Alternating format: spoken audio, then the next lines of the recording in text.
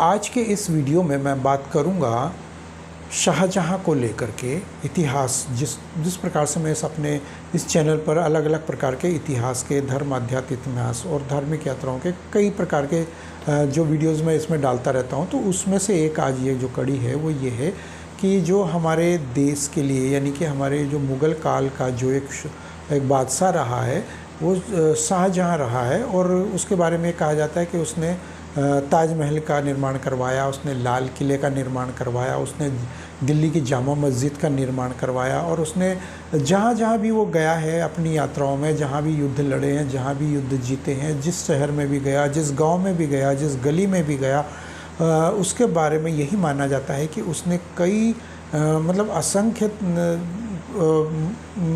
मंदिरों का निर्माण किया, असंख्य तरीके के उसने मस्जिदें बनवाई, असंख्य प्रकार की उसने इमारतें बनवाई, असंख्य किले बनवाए, असंख्य सराय वगैरह बनवाई, मतलब बावड़ियाँ बनवाई, कुएं बनवाए। उसने कई प्रकार की संरचनाओं का निर्माण किया। और ये हम नहीं कह रहे हैं, बल्कि ये उसी के जो इतिहासकार थे, उसके साथ के जो लोग थे, उन्होंने ही इन सब को लिखा है और उन्होंने ही इसको उजागर किया है। तो क्या था वो सुल्तान ऐसा, तो क्या ताजमहल वाकई उसने बनाया या लाल किला उसने बनवाया, तो हम यहाँ पर वो नहीं जाएंगे, वो किसी अन्य वीडियो में हम उसके बारे में चर्चा करेंगे। तो आज हम जो चर्चा करेंगे वो ये है कि उसका व्यक्तिगत आचरण क्या था, उसके विचार क्या थे, और वो किस स्वभाव का व्यक्ति था, और वो कितना मतलब कि निर्दयी व्यक्ति था, या किस प्रकार से वो युद्ध लड़ता था, किस प्रकार से वो जीता हारा, किस प्रकार से उसको सुल्तान बनाया गया, या वो खुद सुल्तान बना, या कितने उसके कॉम्पिटिटर थे। तो एक छोटा सा, यानी कि एक पेज एक किताब का मैं आपको पढ़ के सुनाऊंगा। उसी में एक संक्षिप्त, मतलब एक पेज की जो स्टोरी है उसी में ये सारा सार आ जाएगा। तो ये मेरे पास जो किताब है वो ये है कि दिल्ली का लाल किला है, लाल कोट। यानी कि ये जो लाल किला आप देख रहे हैं दिल्ली का, हर 15 अगस्त को जब हम ये देखते हैं तो इसके बारे में ये कहा जाता है कि ये उसने बादशाह ने, यानी कि शाहजहां ने बनवाया ये लाल किला। लेकिन इसके बारे में जब मैं इस किताब को पढ़ चुका हूँ, पूरा लगभग 170 पेज में इसके पढ़ चुका हूँ, तो इस किताब को पढ़ने के बाद मुझे ये ज्ञात हुआ कि उस व्यक्ति ने जितना उसके ऊपर लिखा गया है कि उसने क्या क्या बनवाया, तो उसमें से मात्र 2 या 3% इमारतें ही बनवाई है, बाकी सब मनगढ़ंत है और कुछ भी नहीं है। बस उसने अपनी नेम प्लेट लगाई है, अपने नाम खुदवाए हैं, या फिर जो लगे हुए बने हुए थे उनमें थोड़ा सा मॉडिफिकेशन अपने धर्म के हिसाब से, धर्म के आधारित किया उसने, इसके अलावा और कुछ भी नहीं किया। तो यहाँ पर जो आता है जिक्र वो ये है कि शाहजहां किस प्रकार से अपनी राजगद्दी पर बैठा। तो यहाँ पर छोटा सा 2-3 पैराग्राफ में आपको पढ़ के सुनाऊंगा। ये है P.N. ओक, यानी पुरुषोत्तम नागेश ओक द्वारा लिखी हुई, इतिहासकार जो थे उनकी लिखी हुई किताब का पेज नंबर 171। तो उसमें ये कहते हैं कि शाहजहां का राजगद्दी पर बैठना कोई सामान्य बात नहीं थी, वो बल्कि सामान्य सदा की भांति हत्या के उत्तेजनापूर्ण वातावरण में हुआ था। यानी कि वो जिस प्रकार से हत्याएं करता था उसी प्रकार से उसने राजगद्दी पर उसी प्रकार से वो राजगद्दी पर भी बैठा। चूँकि शाहजहां उस समय राजधानी से दूर था जब उसका पिता यानी कि जहांगीर मरा, इसलिए उसको उसके ससुर असफ खान ने खुसरू के बेटे और शाहजहां के भतीजे, यानी खुसरू का बेटा और शाहजहां का भतीजा, तो वो देवर बख्श था उसका नाम, तो उसको उसकी अनुपस्थिति में नाम मात्र का बादशाह घोषित कर दिया। ये जो शाहजहां है उसका पिता जहांगीर, जब वो मरा तो वो शाहजहां वो वहाँ पर नहीं था, राजधानी में नहीं था, यानी कि आगरा उस टाइम थी राजधानी इसकी शाहजहां की, तो वो उस टाइम वहाँ पर नहीं था। तो जाहिर सी बात है कि किसी न किसी को गद्दी पे बिठाना था, तो उसका इसलिए जहांगीर का मरा, इसलिए उसके ससुर असफ खान ने खुसरू के बेटे और शाहजहां के भतीजे देवर बख्श को उसकी अनुपस्थिति में नाम मात्र का बादशाह घोषित कर दिया।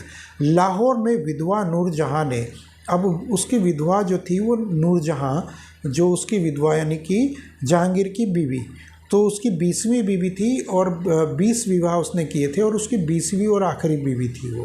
हालांकि उसके हरम में तो अनगिनत रही होंगी, लेकिन ये जो अपने मुस्लिम तरीके से जो विवाह किया उसने, वो 20वीं बीवी थी उसकी। ये मैं इसमें नहीं है, लेकिन मैं अलग से बता रहा हूँ।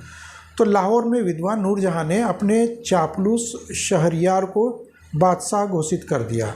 अपने जो चापलूस था उसका, नूरजहाँ का, उसको उसने शाहजहाँ घोषित कर दिया।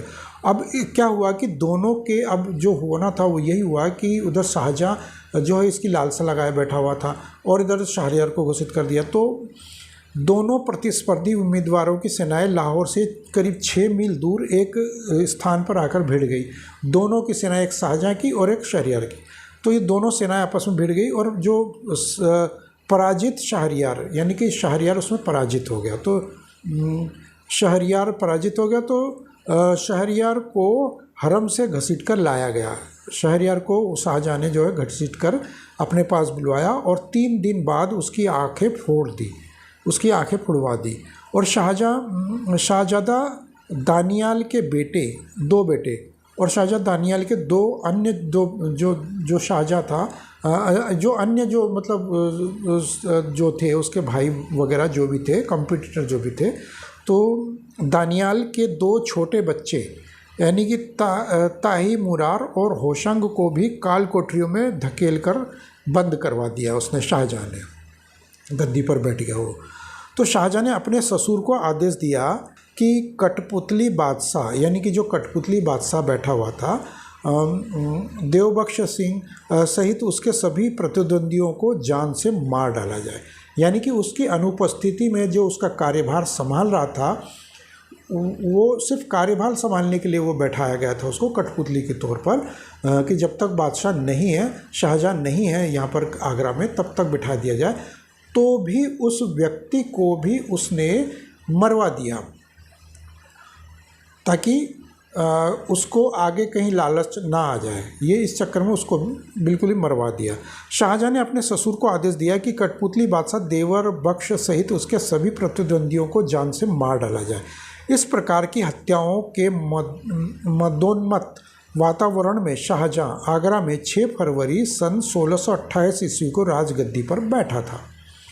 इस प्रकार के वातावरण में इस प्रकार की हत्याएं करने के बाद, और ये सिर्फ मात्र 2-4 या 10 हत्याएं नहीं थी, कई दर्जन हत्याएं इस प्रकार की उसने की थी इस गद्दी पर बैठने के लिए। और युद्ध जो लड़ा था वो तो अलग था, यानी कि जो लाहौर के 6 मील आसपास कहीं पर जो उसने युद्ध लड़ा था, उसके अलावा उस युद्ध में जो भी मरे होंगे, उसके अलावा के जो लोग थे उनको कई दर्जन लोगों को उसमें मारा गया था इस राजगद्दी पर बैठने के लिए, ताकि कोई कंपटीटर सामने ना आ सके।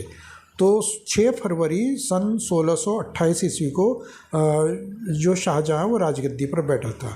अपने चेचक के दागों वाले मुख के समान ही दागी शासक शाहजहाँ के लगभग 30 साल के शासनकाल में 30 साल तक करीब उसने शासन किया था आगरा से, और बाद में अपनी राजधानी को दिल्ली भी ले आया था।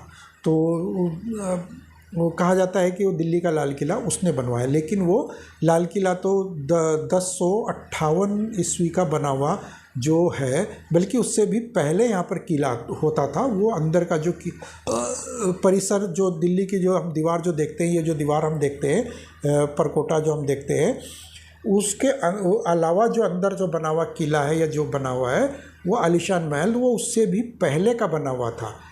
तो ये अब मैं बता रहा हूँ आपको कि अपने चेचक के दाग वाले मुख के समान ही दागी शासक शाहजहाँ के लगभग 30 वर्षीय शासन में उसने करीब 48 लड़ाइयाँ लड़ी थी।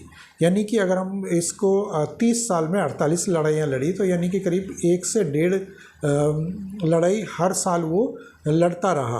तो इस दौरान अब जाहिर सी बात है कि अगर साल में वो करीब 1.5 से 2 लड़ाइयों में वो उलझा रहा, तो लाल किला उसको बनाने का फुर्सत कब मिली होगी। और इस किताब में ये भी बताया गया कि उसने अपनी आंखों के सामने ये किला बनवाया, अगर आंखों के सामने ही किला बनवाया तो इस किताब में ये भी लिखा है कि फिर वो पहली बार जब लाल किले में प्रवेश किया उसने तो पिछले दरवाजे से, यानी कि जो नदी यमुना नदी है उसकी तरफ से एक दरवाज़ा है वहाँ पर, अब तो वो बंद हो गया, अगर किसी ने देखा हो तो वो दरवाज़ा वहाँ बंद हो चुका है, उस दरवाजे से उसने गुपचुप तरीके से इंटर किया। तो क्या कोई राजा ऐसा करता है? यदि ऐसा किया उसने तो इसका मतलब ये है कि वो किला बहुत पहले से वो वहाँ बना हुआ था। तो जाहिर सी बात है कि हम खुद भी अंदाज़ा लगा सकते हैं कि यदि हम अपना छोटा सा भी एक कमरे का 2 का 4 कमरे का यदि मकान बनाते हैं तो बड़े ठाट बाट से उसमें गृह प्रवेश करते हैं और सामने से जाते हैं और मेहमानों को भी उसमें आमंत्रित करते हैं। तो इतना बड़ा यदि लाल किला उसने बनवाया था तो वो पिछले दरवाजे से वो गुपचुप तरीके से नहीं जा सकता था। एक्चुअली उसे ये डर था कि हिंदू मुझे यहाँ पर घेर लेंगे और मार डालेंगे। तो यही कारण था कि उसको गुपचुप तरीके से दिल्ली में शासन करने का या लाल किले पर आधिपत्य जमाने का अवसर मिला था, ना कि वो सामने के तरीके से आना चाहता था। तो ये था शाहजहाँ के अत्याचारी शासन का एक उदाहरण, और किस प्रकार से उसने अपने आप को गद्दी पर बैठाया, स्वयं घोषित हुआ, मतलब स्वयंभू बना वो, किस प्रकार से वो स्वघोषित सुल्तान बनाए। तो ये एक कड़वा सच है, लेकिन जान लेना चाहिए। इतिहास की छोटी छोटी चीज़ें हैं, छोटी छोटी गलतियाँ या छोटी छोटी जानकारियाँ हैं जो एक आम हिंदू को समझनी चाहिए और सुननी चाहिए और पढ़नी भी चाहिए। लेकिन अगर आप नहीं पढ़ते हैं तो मैं आप लोगों को ये इसमें से 200 पेज की ये किताब है और इसमें काफ़ी चीज़ें ऐसी है कि जिनको कि जान लेना चाहिए एक आम आदमी को, एक आम हिंदू को, जो बहुत ही आगे आने वाले समय में बहुत ही काम की चीज़ें हो सकती है। तो ये थे मेरे आज के विचार और मिलते हैं अगले वीडियो में। अगर आप लोगों को मेरे ये विचार, ये जानकारी अच्छी लगी हो तो कृपया कमेंट बॉक्स में अपने विचार भी हमें बताएं और जाने से पहले इस वीडियो को लाइक और शेयर भी करते जाएं। और अगर आप मेरे इस चैनल पर पहली बार आएँ तो कृपया इस चैनल को सब्सक्राइब करके पास में बने बेल आइकन को भी दबा दें। तब तक